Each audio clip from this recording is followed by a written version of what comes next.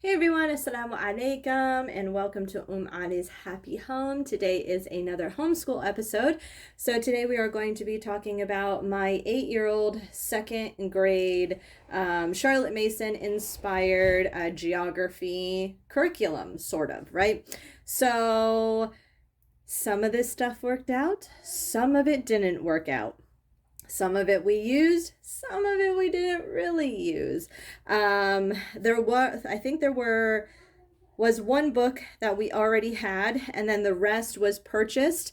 Alhamdulillah, thanks to God, from our HSLDA grant. So thank you so much to them for being able to provide that for us to be able to buy these books for my son's second grade school year. So let's go ahead and jump right into this. I think this will probably be a shorter curriculum episode. So let's get started. All right, so I want to start off with this series of books. These are 4 books written by Holling Clancy Holling. If you've studied anything about Charlotte Mason method, if you look up Charlotte Mason book, not requirements, book suggestions, right? Especially for geography.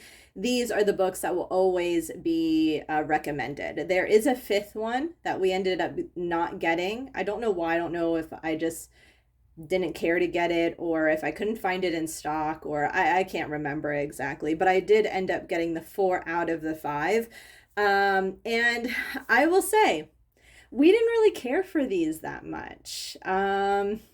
I get it. I get why they are good for geography, but I do not think that they are recommended for the appropriate age, in all honesty. I get it that Charlotte Mason method, one thing that is emphasized is, like, do not dumb your child down in the things that you choose to read in the literature. You want to, in fact, try to introduce them to work that may be just a little bit above their comprehension or skill level so that they can grow. You don't want to assume that your child is at a lower level, just so that they understand and it appeases them or whatever it may be. But in fact, you want to expose them to different types of literature and different types of vocabulary. And as a teacher, if that means that you need to explain things to them, that's fine. Now, of course, you never want to go like too above your child's skill level, right? But I will say, alhamdulillah, mashallah to my son. Mashallah is something that we say as Muslims just to kind of like praise somebody in like a very blessed way, right? So if we saw like somebody that was absolutely beautiful, we would say, mashallah. So I'm saying that to my son because he is a wonderful reader. He really is. So I will say, even for him, sometimes these books were like over his head, and they are not easy to read. I had to read these to him, like I've shared with you in other videos. I have kind of allowed him to take a bit more control in his reading because he tends to remember things better if he reads them himself. Whereas sometimes if somebody's reading to him, he can kind of get a little bit distracted.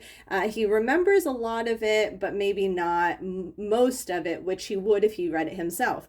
These I had to read to him. There was no way he was reading these himself, which again, from my knowledge, the Charlotte Mason method does kind of recommend that the parent, the teacher, is reading this material to them. So that's fine. I was reading this to him. But it was still like, even for me, sometimes I had to like reread things. Even for me, sometimes I had to be like, what this is like, why are they, I don't know, the word choice, the sentence structure, it's not an easy read. And it's not, I don't want to say it's not interesting, but I can see where it can get boring. I'm so sorry to the mothers who have found these to be very amazing for them. Maybe and the thing is that these are recommended, I believe, for first, second, third, fourth grade geography. I believe.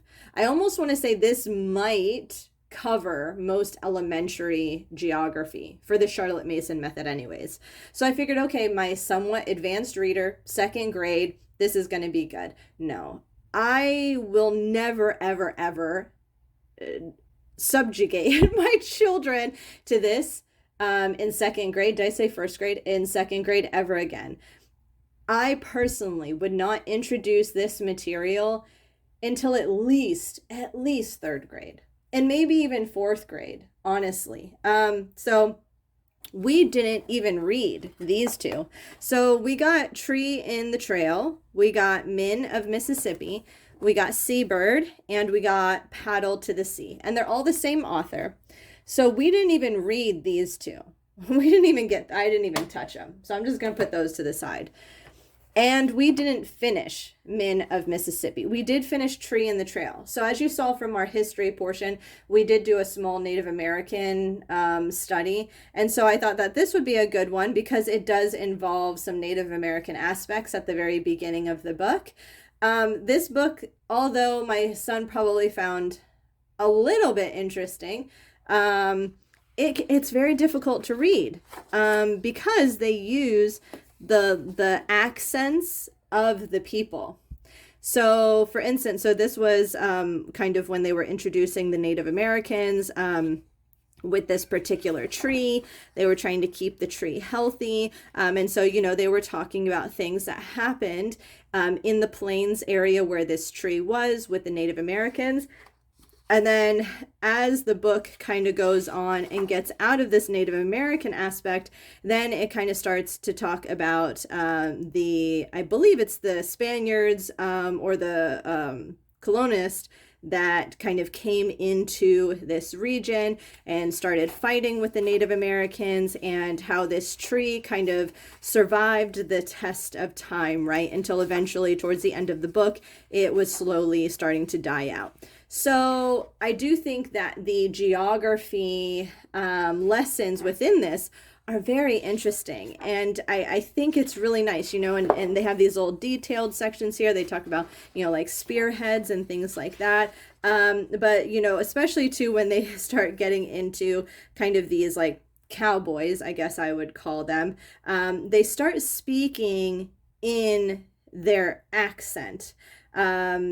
And it can be very challenging to read, and I think it makes it difficult to kind of follow along as well, even as, an adult reader who's kind of trying to keep their child's attention and, maybe even putting on that accent, right? I would kind of put on like that little swanky accent, when I heard it.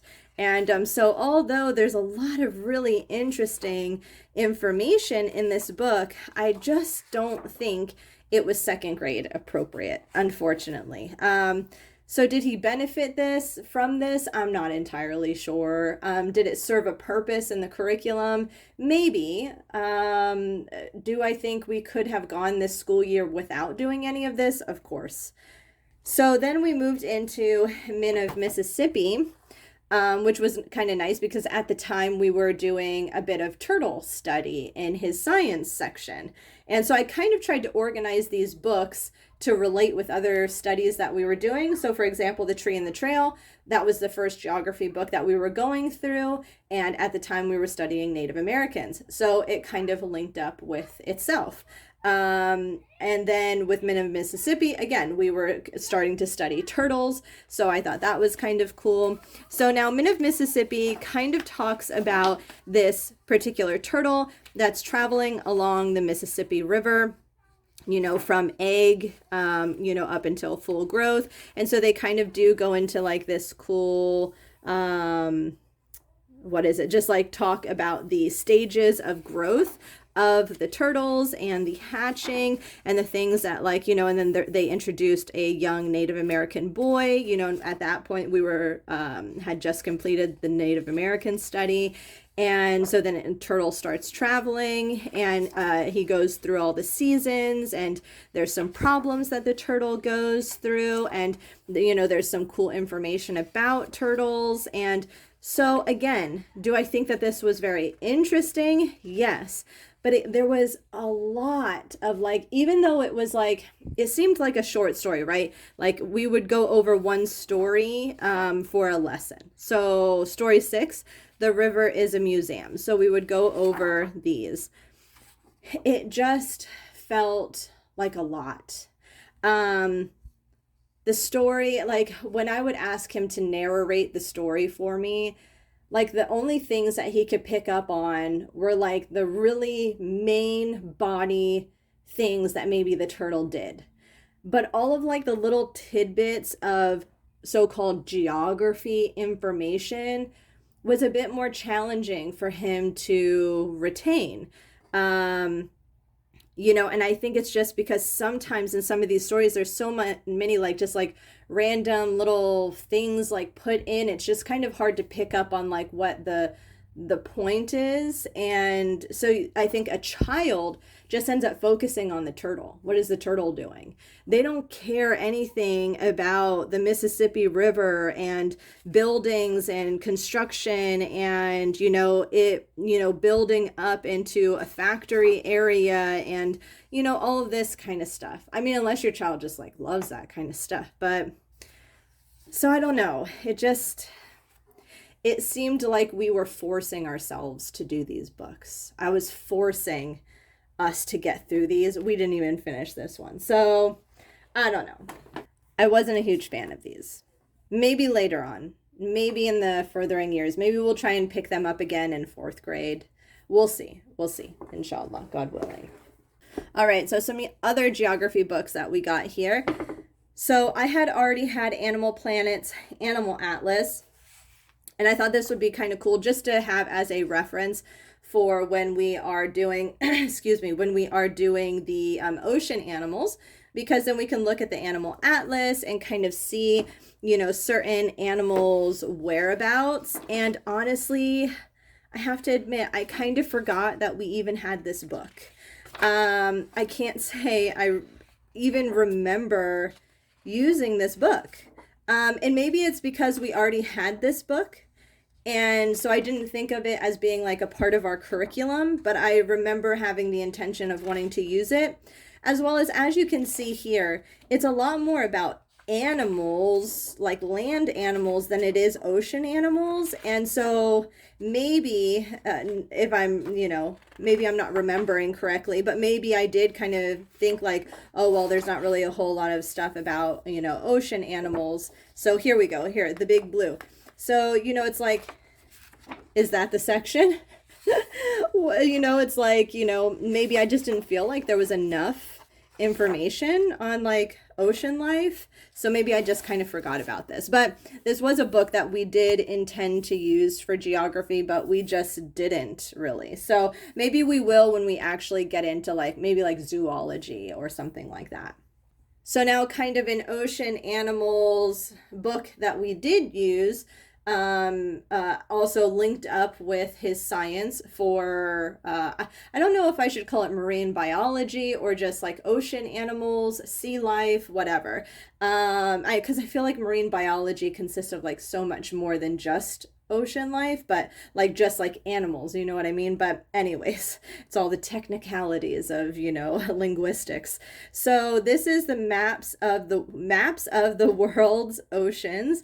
And now we did use this book because I thought the ocean aspect would obviously be great for geography. So I had my son kind of start going through some of the major oceans here. So I don't know if he can, actually. I should test him before the year is over.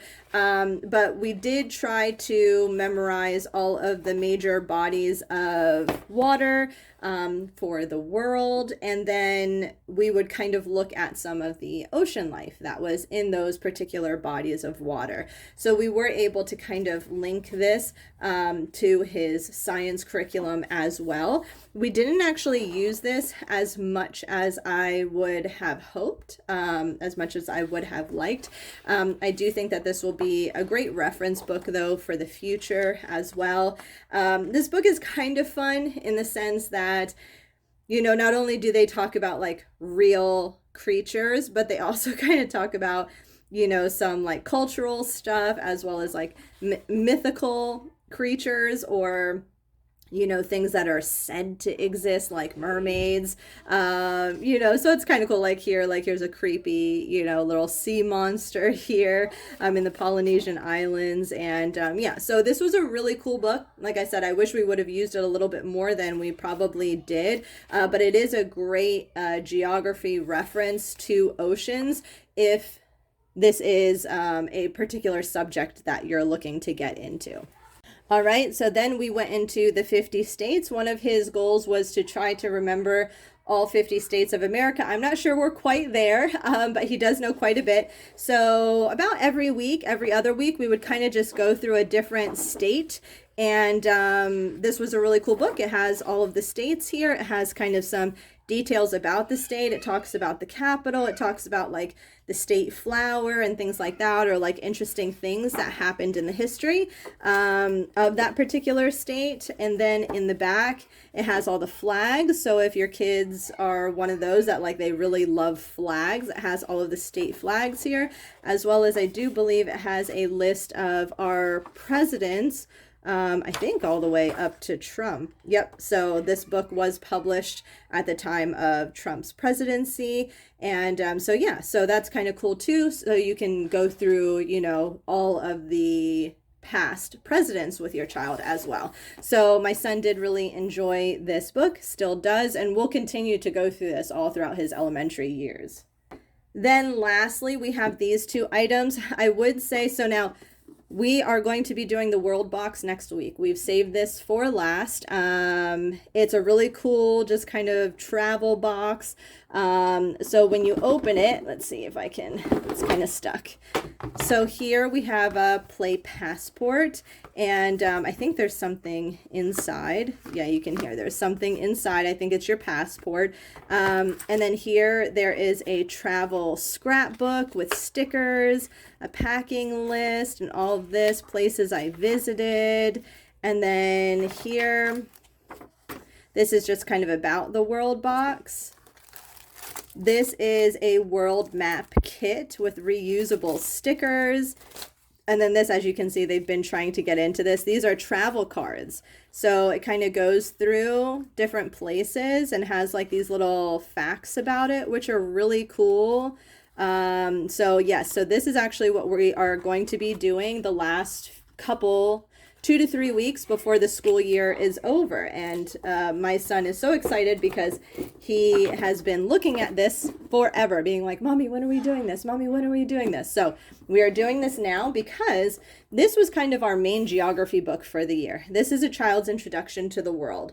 This was kind of my point for the geography school year, was just to introduce him to all of the places in the world. And that's exactly what we did, as well as the oceans. So this was a really good, straightforward book. Has kind of like this pop-out globe that is easy, very easy to break. So be careful. They already broke it, and it comes with some stickers. So pretty much what this book does is it is an introduction to geography.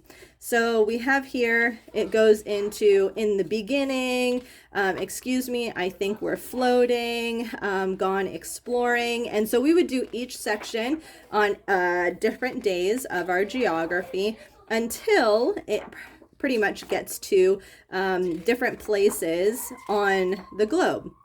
So let's get to it. So welcome to the world, the continents. So it goes over the continents, and now it starts to individually go through the continents. So we have here North America was the first.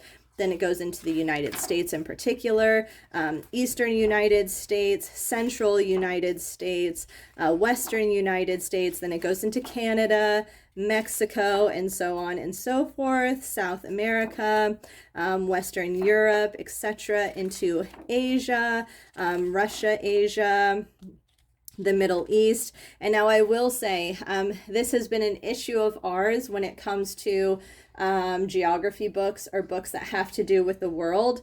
So as you can see here, Palestine is not represented on this map. And I do think that that is something very important to show our children. I don't care who you are, what religion you follow, the ethnicity you come from, where you come from in this world.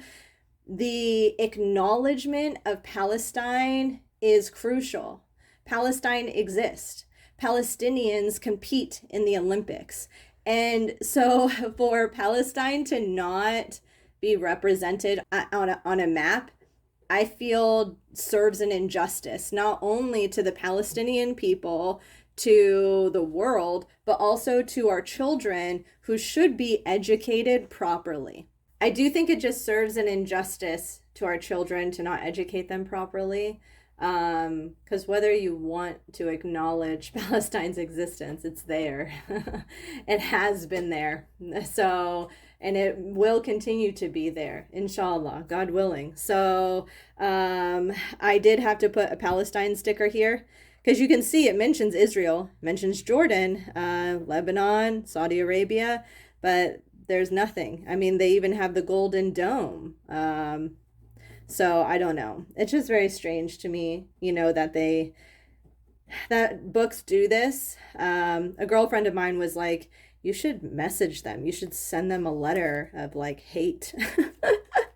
So anyways, or just recommendation of what they should be doing. So anyways, my son is officially done with this book. But I thought it was really good. I thought it was a really good introduction, as it says, a child's introduction to the world. I did think that it did a really good job of doing that. And I will say when it comes to the Palestine thing as well, the map of the oceans, it also had the same issue. When you go to the area in which you see Jordan and you see Israel, there was nothing written for Palestine, which again, it just like really bothers me. So I don't know. Maybe it bothers you too. So maybe I should contact everybody. Maybe we should tell the world, if they don't know already, that Palestine does exist, everyone. Just letting you know, it is there. There are people called Palestinians. So anyways, so these are the books that let me grab the other ones. These are all of the books that we used for the school year. I don't know. I shouldn't even have included this one because we didn't even really use it. But I do think that it was a nice little introduction into geography for my son's second grade school year. He did find geography for the most part pretty fascinating. I do think he learned probably more than I think he learned. And yeah, so I'll be excited to do something with geography again in the future. I'm not sure how much geography we'll be getting into next year. I haven't quite planned out the third grade school year yet, so we shall see, God willing. So after this, I think the only thing that we have to do is go over Islam and our language arts. And our language arts is so small. I'm wondering, like, is there even a point to the video of our English or language arts? I guess I think so. It'll just be a shorter video. So anyways, hopefully you guys enjoyed this and I will talk to you later. Let me know if you have any questions. Leave your comments down below or even leave me some recommendations for geography books for the kids. Talk to you guys later. Assalamu alaikum wa rahmatullahi wa barakatuh.